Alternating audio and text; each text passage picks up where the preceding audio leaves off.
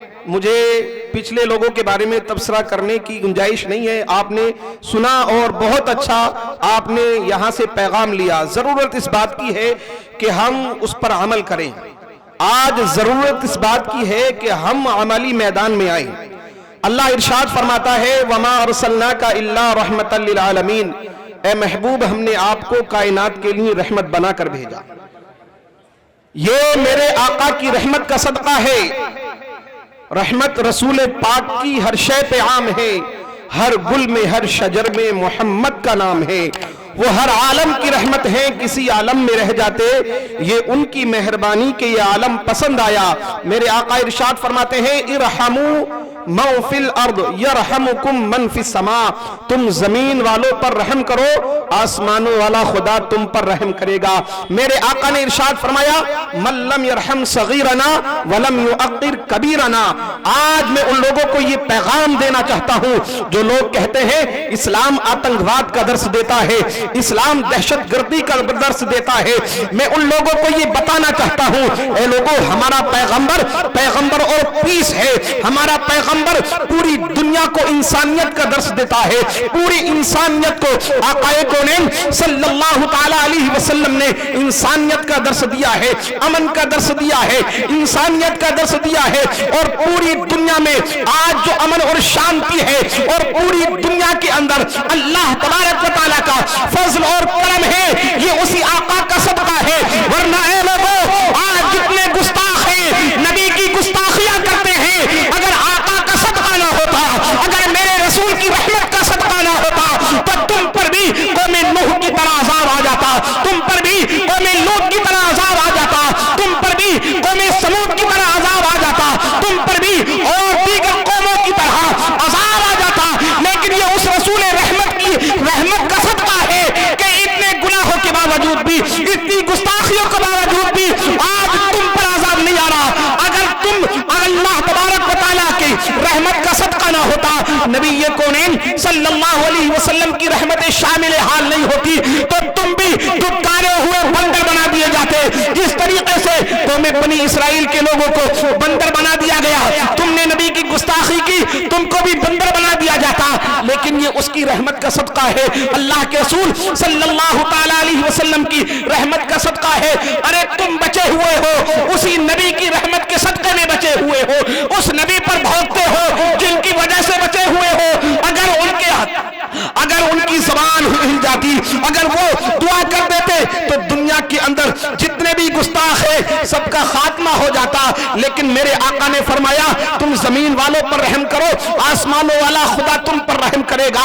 मेरे आका इरशाद फरमाते हैं, मन लम यरहम सगीरना वलम युअक्किर कबीरना फलैसा मिन्ना, जो अपने छोटों पर शफकत ना करे, अपने बड़ों पर रहम ना करे, जो अपने छोटों पर शफकत ना करे, बड़ों का अदब एहतराम ना करे, वो हम में से नहीं है। ए लोगों, ये किसका पैगाम है?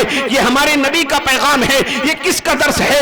ये हमारे नबी का दर्स है। मेरे आका ने फरमाया, जमीन वालों पर रहम करो। अब जमीन पर इंसान भी रहता है, जिन्नात भी रहते हैं, चरिंद भी रहते हैं, परिंद भी रहते हैं। तुम जमीन वालों पर रहम करो। अगर तुम इंसानियत के मालिक हो, अगर तुम इंसानियत पर अपना भरोसा रखते हो, तो इंसानियत पर भरोसा रखने के साथ साथ तुम्हें जरूरत इस बात की है कि तुम जमीन वालों पर रहम करोगे, आसमानों वाला खुदा तुम पर रहम करेगा। ए लोगों, ये पैगाम मैं तमाम लोगों को देना चाहता हूँ और तुम तमाम लोगों से एक बात कहना चाहता हूँ कि तुम जमीन वालों पर रहम करोगे, अपने भाइयों पर रहम करो, अपने पड़ोसियों पर रहम करो, अपने रिश्तेदारों पर रहम करो, अपने करीबी लोगों पर रहम करो। अगर तुम रहम का अपना दामन खोलोगे, अगर उन पर रहम करोगे, अल्लाह तबारक व तआला तुम पर रहम करेगा। अल्लाह तबारक व तआला तुम पर रहम करेगा। ए लोगों, ये मेरे रसूल की रहमत का सदका है। डर था कि इस्या की सजा अब होगी या रोज़े जज़ा, डर था कि इस्या की सजा अब होगी या रोज़े जज़ा, دی ان کی رحمت نے صدا، یہ بھی نہیں وہ بھی نہیں۔ اے لوگوں، آج ہم جہاں گستاخ رسول کی بات کر رہے ہیں، آج یہاں پر ایک پیغام میں آپ کو بھی دینا چاہتا ہوں۔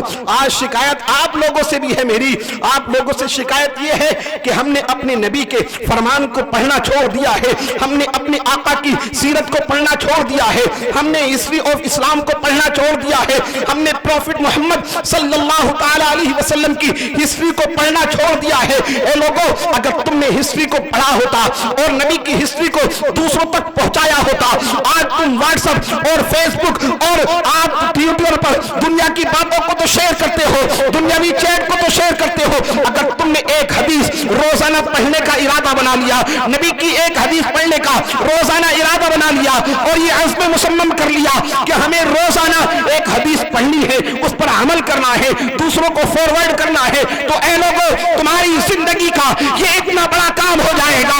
ساری زندگی ایک حدیث پڑھو گے تو جب تک تمہاری موت آئے گی، ہزاروں حدیث تم پڑھ لو گے، ہزاروں حدیث کا مفہوم تمہاری زبانوں پر ہوگا، اور وہ حدیث کی تشریح جب تم اپنی علماء سے سمجھ کر پڑھو گے تو انشاءاللہ تمہاری زندگی میں انقلاب ضرور آ جائے گا، تمہاری زندگی میں انقلاب ضرور آئے گا۔ آج ہمارے اندر بھی کمیاں ہیں، بہت ساری کمیاں ہیں، ان کمیوں پر بھی ہماری نظر رہنی چاہیے، ان کمیوں کو بھی ہمیں دیکھنا چاہیے۔ آج ہم ہر جگہ برائیوں میں سب جگہ آگے ہیں، شراب خانوں میں ہمارے بچے آگے ہیں، جوا خانوں میں ہمارے بچے آگے ہیں، اور سارے غلط کاموں میں آج مسلمان بچے آگے ہیں۔ اس پر بھی ہمیں کلام کرنا چاہیے، اس پر بھی ہمیں بولنا چاہیے۔ تحفظ ناموس رسالت یہ بھی مسئلہ ہے، اور ہمارا مسئلہ یہ بھی ہے کہ ہمیں خود کو سدھارنا ہے، ہمیں نبی کا سچا اور پکا غلام اپنے آپ کو بنانا ہے۔ جس طریقے سے صحابہ اکرام نے نبی سے محبت کی تھی، اس طریقے سے ہم بھی سب کچھ برداشت کر سکتے ہیں، لیکن نبی کی شان میں گستاخی برداشت نہیں کر سکتے۔ ہمارا سب سے اہم فریضہ یہ ہے کہ ہم نبی سے محبت کریں، صحابہ اکرام کے لٹریچر کو پڑھیں، صحابہ اکرام کی زندگی کو پڑھیں۔ جب ان کی زندگی کو پڑھیں گے تو آپ کو پتا چلے گا صحابہ اکرام نے کیسی نبی سے محبت کی ہے۔ حضرت ابوبکر صدیق، بس ایک بات بتا کے اپنی تقریر کو ختم کر دیتا ہوں، ابوبکر صدیق نے نبی سے کیسی محبت کی۔